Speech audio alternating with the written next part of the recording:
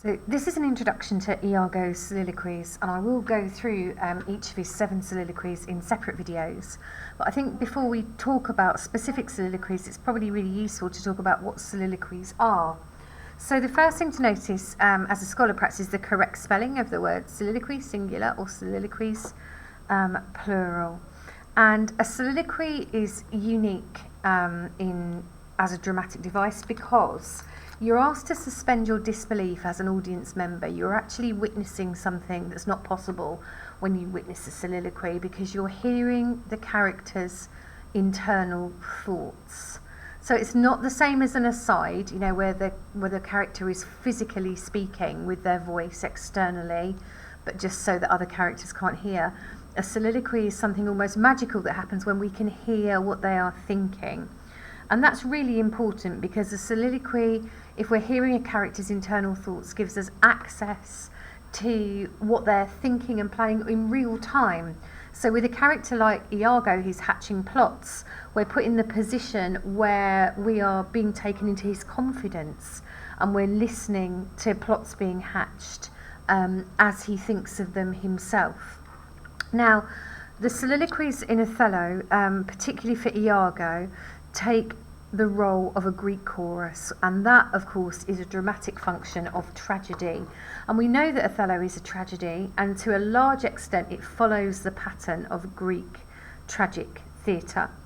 Now the chorus's job was to control the pace of the play, and that's really interesting for a character like Iago because if he is dramatising himself almost and playing the role of chorus in his mind, he feels that he has got control over the events in the play. And the other thing that Greek choruses were there to do was to talk about morals in the play and to pose moral questions to the audience. So Iago is there partly to make the audience think about their moral beliefs and whether they would do what he does or whether they would rebel against him and his actions. So he's an interesting character in the respect that he kind of modernises the idea of the Greek chorus. And alongside this idea of the chorus, their other function perhaps is to preview the scene that's coming up or to review a scene that's just happened. And if you look at the structure of the play, these soliloquies are placed really strategically at the beginning and ends of scenes. And of course, because Iago is telling us what's about to happen, or he's summarising for us what's just happened, we see everything through his lens. So rather unusually for a villainous character, we're being placed in the position by Shakespeare of empathy almost for Iago, because we're watching him plot his plots in real time because of the way soliloquies work. We are feeling almost that he's in control of the narrative because he's taken that role of Greek chorus, and we are seeing everything from his point of view. Now, as I said, traditionally Greek chorus is there to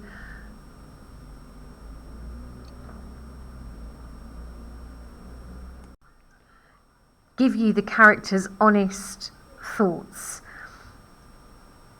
But there's something a little bit different with Iago. There's a sense, almost a really modernist sense nearly, that he's got an awareness of the audience because of the amount of pleasure that he takes in telling about what he's going to do or what he has done.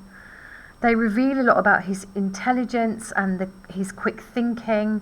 As I said, particularly in this first one, which we'll look at in a moment, when he's talking about how to bring down Cassio and Othello and involve Rodrigo and some of the women whom he obviously despises, you can see him thinking aloud. Some of the critics that have written about Iago, I think, are useful in thinking about what soliloquies for. Now, W.H. Auden is a useful critic when we're talking about soliloquies because he talks about how some of the things that other critics have noticed are not truly aspects of Iago's character. Auden says that what they've noticed are some of the convenient masks that Iago puts on during the play. And I think that really goes with the idea of Greek chorus, because Greek chorus would wear masks, and Greek theatrical actors sometimes would wear masks in order to indicate what character they were. So you'll see in a minute that critics' views about Iago, and particularly about the function of his soliloquies, are really polarised. They're really in opposition with one another. So Alden is a really useful critic to say that, well, Honigman might say this, but Alden would argue that's not really a trait of what Iago's like. It's simply a mask that he's choosing to put on in this soliloquy. So that's the reason why I started with Alden, because I think that helps you challenge some of the critical viewpoints if you would find that useful, and I think it's a good idea to do so. Now, Lamb notes that Iago, like many of Shakespeare's villains, when we think about what they are doing, we don't worry too much as audience members about their morality. We rather like a villain, don't we? Even in modern theatre and film, we don't worry about their morality. What we're interested in is the intellectual activity that prompts them to overleap moral fences. So Lamb means that actually what attracts audiences to characters like Iago is how clever they are, and how that intelligence enables them to move outside common morality and operate beyond it.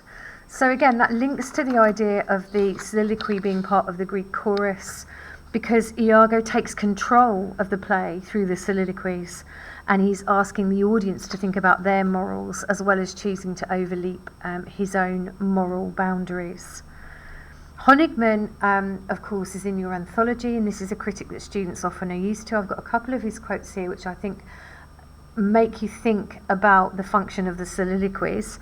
He talks about how Iago is the play's chief humorist, and in 2 or 3 of the soliloquies you will see little glimpses of humour, and I think that's one of those really subtle things that you can pick up on as a scholar, that show a real nuanced understanding of the play, because there's a pleasure that he takes in this.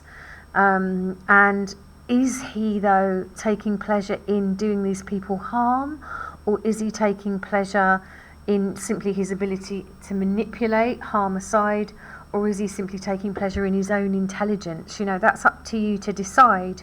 But I do think when looking at the soliloquies, Honigman's idea that he's the play's chief humorist is really interesting, and that's a quote by Honigman that students often overlook, so that might be quite useful to you to make your work stand out.